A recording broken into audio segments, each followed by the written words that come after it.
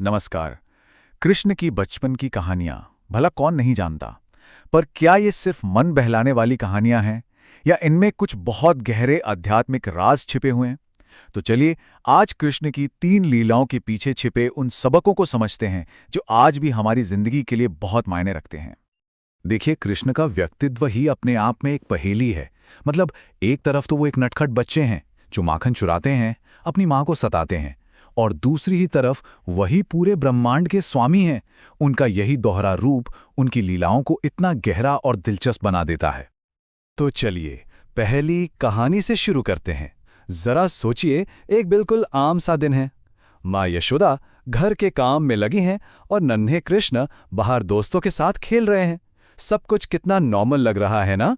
लेकिन बस इसी नॉर्मल से पल में कुछ ऐसा होने वाला है जो सब कुछ बदल कर रख देगा। तभी कृष्ण के दोस्त दौड़ते हुए आते हैं और शिकायत करते हैं, यशोदा मैया, कान्हा मिट्टी खा रहा है। ये तो हर घर की कहानी लगती है ना। बच्चे कुछ शरारत करते हैं और माँ उन्हें डांटती है। यशोदा भी वही करती हैं, थोड़े प्यार और थोड़ी सख्ती से कृष्ण के पास जाती है। यशोदा कृष्ण से कहती हैं, मुंह खोलो कान्हा, दिखाओ तो जरा क्या खाया है। वो तो बस ये सोच रही थी कि मुंह में थोड़ी मिट्टी मिलेगी, लेकिन उन्हें जरा भी अंदाजा नहीं था कि उस छोटे से मुंह के अंदर क्या छिपा था। और बस यहीं पर कहानी एक ऐसा मोड़ लेती है जिसकी किसी ने कल्पना भी नहीं की होगी।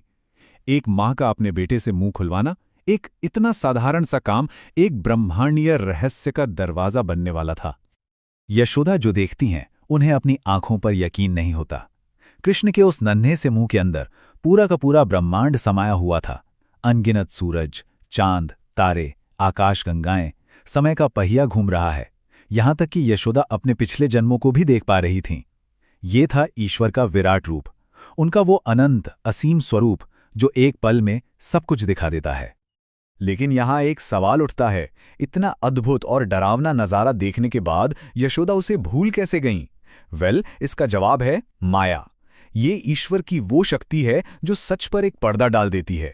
इसी माया के असर से यशोदा सब कुछ भूल जाती हैं और उनके लिए कृष्ण फिर से बस उनके प्यारे नटखट बेटे बन जाते हैं। उनका माँ का प्यार बना रहता है। ओके, तो ये तो थी ब्रह्मांडीय दर्शन की बात। अब आते हैं हमारी दूसरी कहानी पर।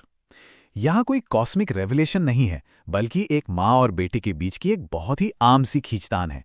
पर इस आम सी घटना में भी एक बहुत गहरा सबक छिपा है।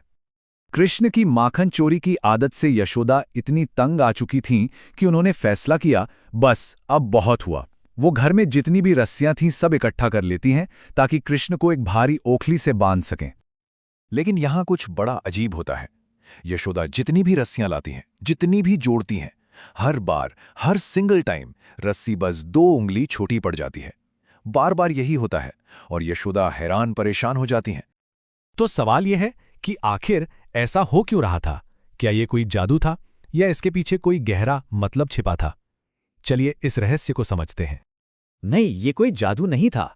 वो जो 2 उंगलियों का फासला था ना, वो एक सिंबल था, एक प्रतीक, हमारी अपनी स्थिति का। वो 2 उंगलियों का फासला था अहंकार। मतलब यशोदा का ये सोचना कि मैं इसे बांध दूंगी, उनकी ये कोशिश, उनका ये एफर्ट ही वो फासला बन रहा था। जिस पल वो कोशिश करते करते थक जाती हैं और हार मान लेती हैं, सरेंडर कर देती हैं, उसी पल रस्सी पूरी पड़ जाती है। सबक, ईश्वर को कोशिशों से नहीं बल्कि अहंकार छोड़कर समर्पण से पाया जा सकता है।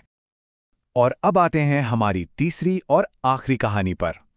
यहां हम देखेंगे कि कैसे कृष्ण की एक सजा 2 आत्माओं के लिए एक वरदान बन जाती है। कैसे एक बंधन मुक्ति का कारण बनता है। ओखली से बंधे बंधे कृष्ण घिसटते हुए 2 विशाल अर्जुन के पेड़ों के बीच से निकलते हैं और जोर का एक झटका देते हैं और धड़ाम, दोनों पेड़ गिर जाते हैं। पहली नजर में तो ये एक और शरारत लगती है, राइट? लेकिन नहीं, असल में वो कोई आम पेड़ नहीं थे। वो थे कुबेर के 2 बेटे, नलकुबर और मणिग्रीव, जिन्हें उनके घमंड की वजह से ऋषि नारद ने पेड़ बनने का श्राप दिया था। तो कृष्ण का उन पेड़ों को गिराना कोई शरारत नहीं थी। वो तो एक पुरानी भविष्यवाणी पूरी कर रहे थे और उन दोनों आत्माओं को उनके श्राप से मुक्ति दिला रहे थे। तो चलिए अब इन तीनों कहानियों को एक साथ जोड़कर देखते हैं। इनका कॉमन थ्रेड क्या है? कृष्ण की इन लीलाओं का असली मकसद क्या था? तो इन लीलाओं से हमें सीखने को क्या मिलता है?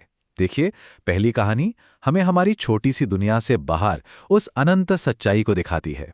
दूसरी कहानी सिखाती है कि अहंकार ही ईश्वर और हमारे बीच की दूरी है और समर्पण उस दूरी को मिटा देता है। और तीसरी कहानी वो दिखाती है कि ईश्वर की हर लीला, चाहे वो सजा ही क्यों ना लगे, आखिर में कृपा ही होती है। और सबसे कमाल की बात जानते हैं क्या है? ये इतने गहरे, इतने कॉस्मिक ट्रूथ्स हमें किसी मुश्किल फिलॉसफी के जरिए नहीं बताए गए, बल्कि एक माँ और बच्चे के सबसे सिंपल, सबसे रिलेटेबल रिश्ते के जरिए समझाए गए हैं। एक जगह कहा भी गया है, ये माँ बेटे का खेल ही तुम्हारी साधना है। इसका मतलब कितना गहरा है कि दिव्यता को खोजने के लिए कहीं दूर जाने की जरूरत नहीं, वो हमारे रोजमर्रा के पलों में, हमारे रिश्तों में ही छिपी है। और ये हमें एक बहुत ही जरूरी सवाल पर लाकर छोड़ता है। जरा सोचिए, क्या हमारी अपनी जिंदगी की साधारण सी लगने वाली कहानियों में भी ऐसे ही गहरे सच छिपे हो सकते हैं, जिन्हें हम बस देख नहीं पा रहे हैं? सोचिएगा जरूर।